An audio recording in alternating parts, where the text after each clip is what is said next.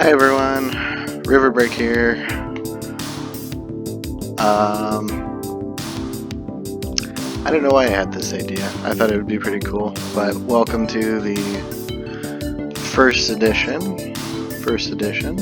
of asking me questions, and I'll answer them in VR because it looks cute. That's stupid. But yeah, I put out a tweet that basically said, oh, my eyes are crossed. That happens sometimes.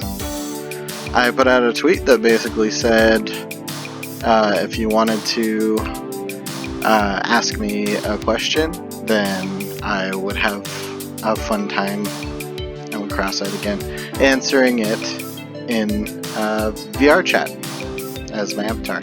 As you can see now, I am officially in VR. I have been doing desktop for most of... Okay, I'm stepping back.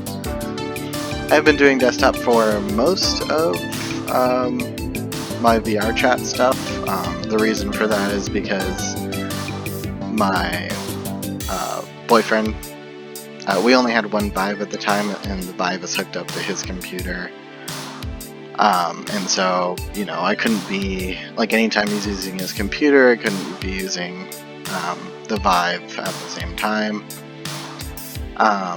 And, you know, after a while, I was just like, you know, it'd be nice to just have my own VR, so I can just hop on anytime I wanted it, and I didn't have to wait for him to be done with the computer to be able to use it. So we found Vive actually had a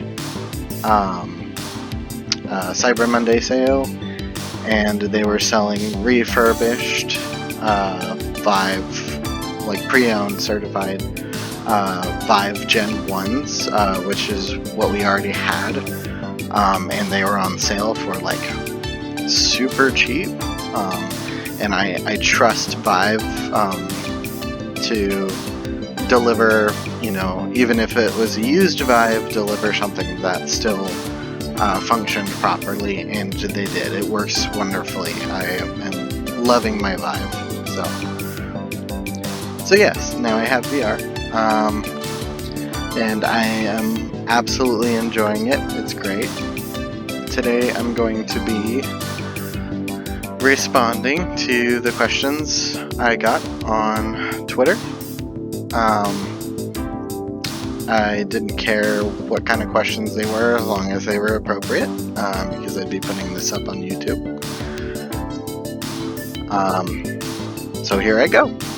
At Stripey Dragon asks, what is your favorite pastime? That doesn't include making art.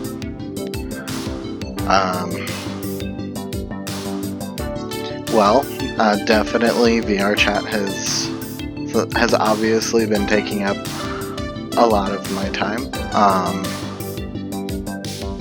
I absolutely love it. It's very similar to like being at a furry convention often, at least when you get a lot of people that are online that you're hanging out with, that are people that you know, and even people that you don't know, meeting new people. It feels very much like a furry convention. I absolutely love the Shiva avatar. I'm like super into the Shiva avatar. And the reason for that is that, as a credit to the maker, it's a very well made avatar.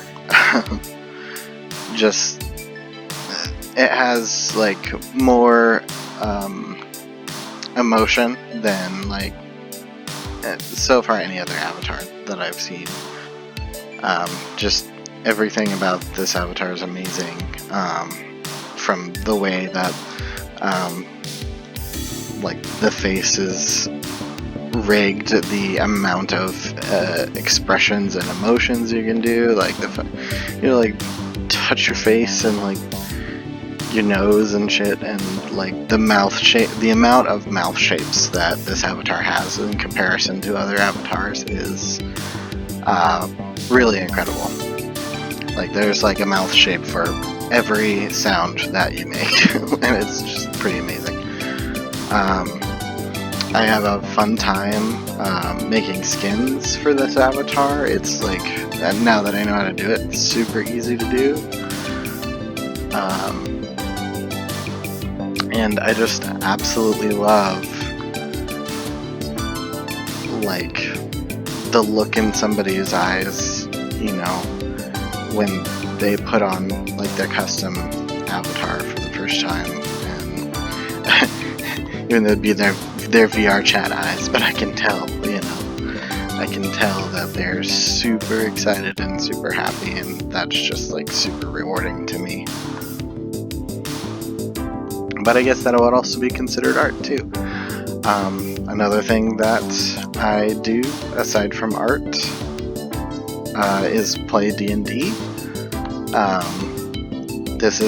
We've been playing for almost a year now, I would say, but this is the first time that I've actually played D&D before, and I do it online, so I use Discord and the Roll20 website. And the reason we do this is because obviously people who I play with do not live with me. My boyfriend is one of the people that is in my D&D group. What makes it really special is that everyone in my D&D group, including the DM, is family. So my older brother is my DM, and then his wife, my sister-in-law, is in our group. My younger brother is in our group, and then my boyfriend is in our group too. So it's like, it's just so much fun, because I absolutely love my brothers and my sister-in-law, and my boyfriend, of course. It sucks whenever your family is kind of like broken up and living in different areas. My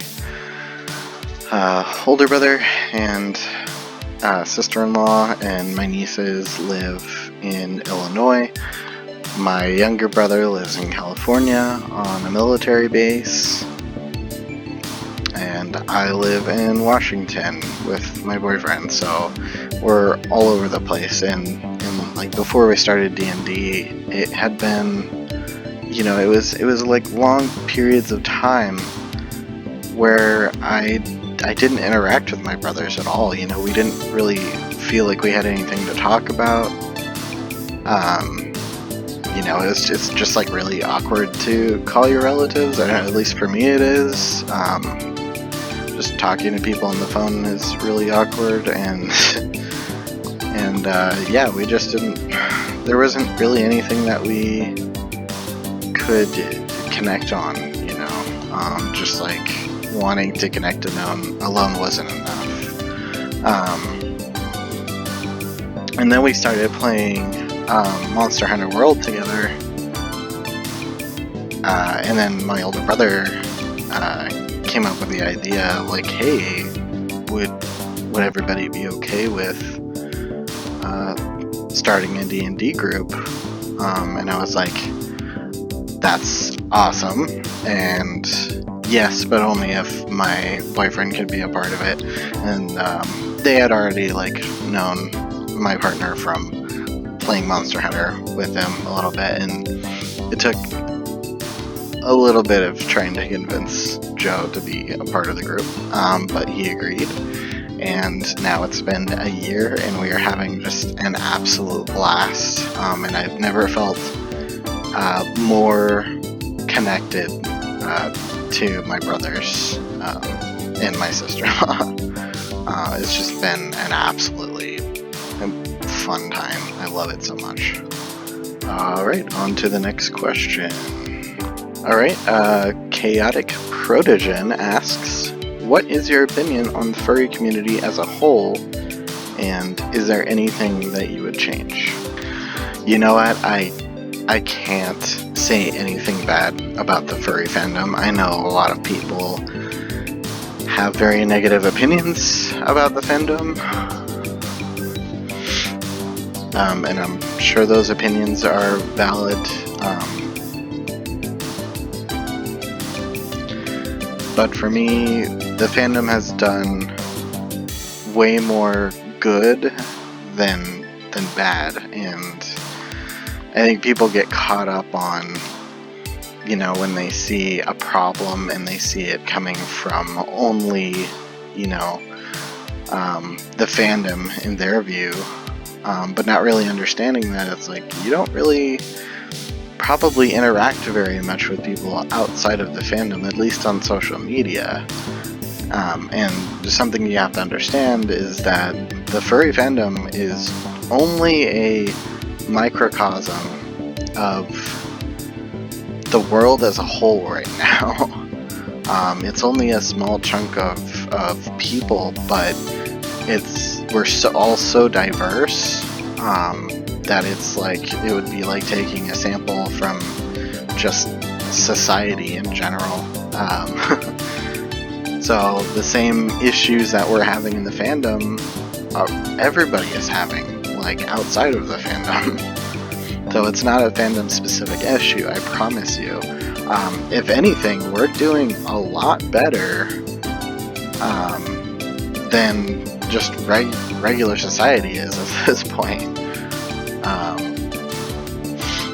And a lot of that has to do with our accepting nature. Now, like, of course, you know, being extremely accepting can come with its issues, because, you know, if you're letting everybody in, that means you're letting people in that shouldn't be in. So it's definitely, you know, it can be an issue, but I think it's better than the extreme exclusivity of everywhere else, basically. The fandom is incredibly, it's kind of built on queerness, you know, on the LGBTQ plus, you know, communities, like, so in that sense, it's just naturally a better place to be. The fandom's kind of funny in a way, because, like, and I've been involved in the furry fandom since like 2008. At this point, I have already worked out my issues, you know, especially as far as like sexuality in the fandom is concerned, and, you know, whether or not some people think that we should be PG and like marketable to companies. The fandom has this issue where it will go through like phases of like new people coming in and then being in the fandom long enough to like work out their personal issues, usually with like, you know, their sexuality or their identity, or, you know, just being comfortable with being sexually liberated, stuff like that. And then, you know, the people who have been in it for a long time have already worked all that stuff out, and they've gotten to a point where they're comfortable with themselves and, you know, with other people, and you know, they feel like they are liberated. And then, you know, and then we work on all the issues with like what we all agree should be acceptable, what should not be acceptable, all that stuff. We have this big argument, it gets worked out, it dies down, and then a new wave of furries comes into the fandom, and then they, you know, have all the same baggage, essentially, that older furries, you know, people who have been in the fandom longer, have already dealt with. And so it's like this, you know, like continuous loop of you know, of these arguments on Twitter, which that's why it seems like it just never stops, is because we have a bunch of new people joining the fandom that were not around when we had these conversations, and, you know, are still, you know, are fresh basically, and are still dealing with their own hang-ups and baggage. So and then we have to let them know, hey, you know, we've already had this conversation, you know, many times, and this is the conclusion that we came to. Like, we don't need you starting up this crap again. So, but I mean, on the whole, the furry fandom is great, and people can have their own opinions about it, but it's done way more good for me than bad, you know. And usually the bad stuff is coming from individual people. As far as changing things about the fandom, I really wish that we would be better about hanging up friendships that with people that are like problematic, you know, especially when it comes to, obviously, you know, like pedophilia and zoophilia, things like that. You know, I've seen people that I know who were friends with people like that and who just can't seem to end those friendships with the people who have even been convicted of that kind of stuff. And I know it sucks, you know, when you are friends with somebody like that and you don't realize what they've done or who they are, and you get essentially milkshake ducked. It's never fun. I mean, it's like the worst feeling, you know, and it takes a lot of courage to end your relationship with that person. And it's important that you do, because if you don't, you're just normalizing that kind of behavior. You're like letting that person know, hey, it's okay to continue, you know, doing the bad stuff that you're doing, which is not okay at all. You know, those people need to know and learn that if they do this bad shit, they're gonna lose friends. You know, they're gonna lose friends, they're gonna be ostracized. And that's the way it needs to be, because there's, you know, they need to learn that they need to get rehabilitation. Because otherwise we have, you know, a bunch of, like, pedos and zoophiles in our fandom, and that's not okay at all. So, I think we all need to be better about putting our foot down and severing relationships that are, you know, with problematic people. At Cordath Middle asks, what got you into the furry fandom? Well, I've definitely always been a furry at heart, ever since I was a little kid. Like, my favorites toys that I had were like those like safari animal toys and like the rubbery plastic dinosaurs and stuff like that. I've just always loved animals and monsters and, you know, stuff like that. I was never really interested in playing with the human toys. I mean, they could be fun, but yeah, it was just like I probably a big part of it was like especially we had like the Street Sharks toys. Mind you, I grew up during early 90s because I was born in 89. So Yeah, Street Sharks, Ninja Turtles.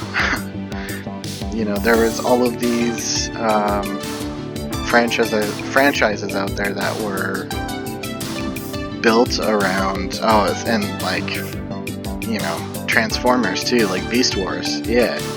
So there was all these franchises out there that were literally built around anthropomorphic characters, because it sold well to kids. You know, it's very imaginative stuff. And basically, since I was able to pick up a pencil, I've always drawn, you know, characters, non-human characters, anthropomorphic characters.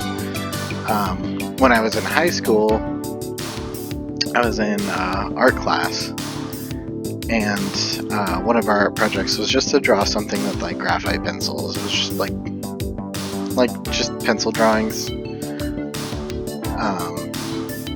And I ended up drawing a like lion couple, like a male and a female, just like laying together, basically cuddling in, you know, in the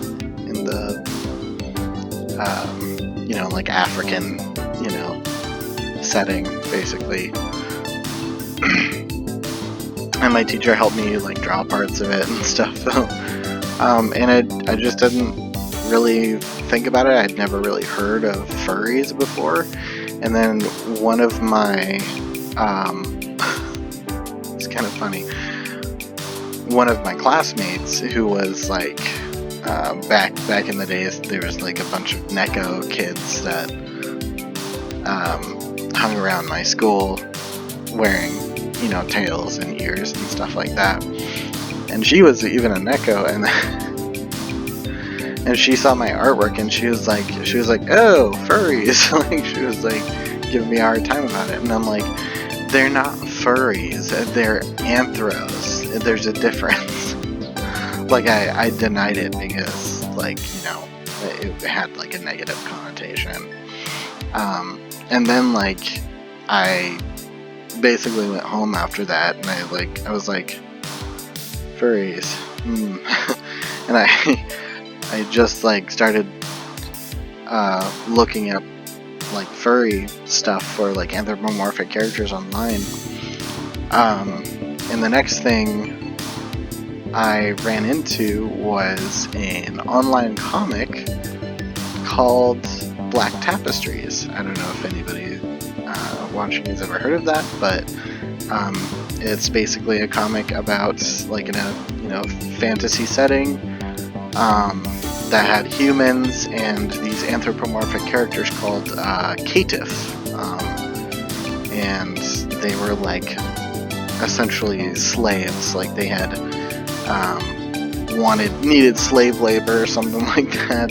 So they took a bunch of animals, and using magic, they gave them, you know, like a humanoid form and intelligence and stuff like that. And so they had this like enslaved race of furry creatures. And the story was about like the main character basically turning into a caitiff and then having to deal with, you know, before that being prejudiced against them, but then having to deal with living life as one and feeling, you know, and experiencing that oppression. And it just follows her story and stuff. And then one day I saw a picture of the creators, like the comic book characters, as avatars, like 3D, and I was like, well, this is interesting, like how did they do that? And then I looked into it further, and it said that they were from Second Life, and I was like, what the hell is Second Life? And that got me into Second Life. I started playing. I was like, this is the coolest shit ever. You can just be, you know, whatever you want to be. And I remember my my original avatar that I was wearing was this werewolf avatar that was just awful. It was so bad. It was made of like a million like circle like prims that were all like stacked together to create, a body, and it looked so bad. It was like the worst thing ever. But then eventually I discovered, I think it was like Anthro Ecstasy or something like that, the nightclub. Found actual furry avatars, became friends with a bunch of people online who told me to then go make a Fur Affinity account. I met all the furries that were in the town that I lived at the time, and we had meetups, and eventually I actually met my friend Rekka because he found my art, because I started doing art and posting it, and he found my art, and eventually I moved to Washington because of him. And it's just been a snowball, ever since I found that Black Tapestry comic. It was just a snowball of events leading me to today. And VR chat is, it's basically Second Life 2.0, but just like way better. You can now actually be your character instead of just looking at it on a screen. You are your character, and it's, you are looking out through the eyes of your avatar. And it's just an amazing experience, and having friends around you, it's like being there with them, because all of your gestures that you do translate. People can see your body movements and your gestures, and the way that we communicate naturally isn't just through speech, it's through body language too. That's just how we're wired, We take everything in, not just hearing somebody talk, but we take, like body language in too. So having your friend standing right next to you in VR chat, having a conversation with you, getting close to you and reaching out and touching you. Obviously they're not really touching you, but it just feels like they are actually there with you. So VR chat's just an amazing experience. I highly recommend everyone to get into it, even if it's just like on an occasional thing or on the weekends. Just hop in, go to Worlds, make friends, have conversations. Like you at least have the anonymity of not actually being there in person, but still having the rewarding feelings of making connections with people that feels like it's real.